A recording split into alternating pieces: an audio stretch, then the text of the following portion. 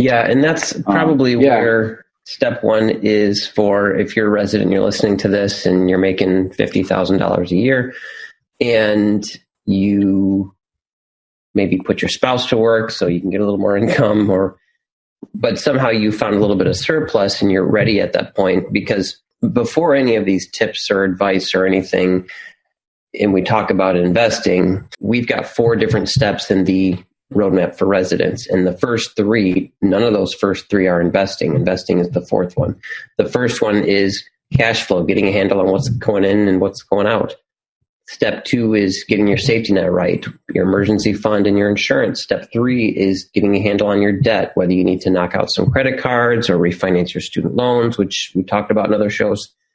But those 3 things have to happen before you get to what we're talking about today with investing. So get those in order, get your house in order there.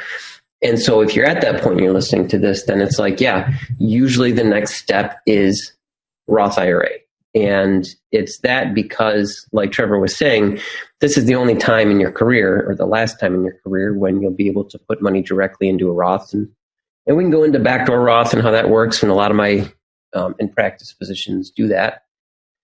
But the easy button when you're a resident is the Roth IRA. And the most you can do is $500 a month.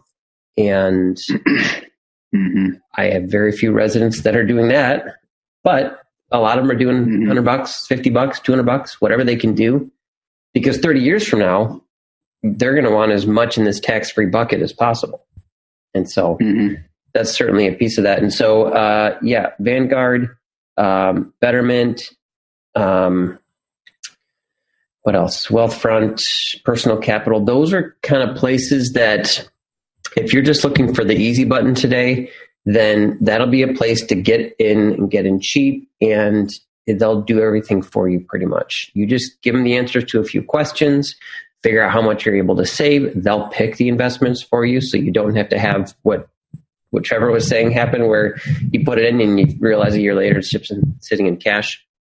Because I've had that conversation where I meet a new client and they come and they say, okay, I've got this other account. It's just not been doing very well. I think my advisor sucks. And I look at him like, well, he probably doesn't suck. You just have had this in cash for a year and or whatever. So, so that's that conversation is what do we do first? Well, get a handle on everything else, but then Roth IRA, and Trevor got into what's a mutual fund, and it's a collection of stocks, and you're basically paying, and this is where the concept of fees comes into, because you may say it doesn't look like I'm paying anything or my investments are free, but that's never the case. That's right.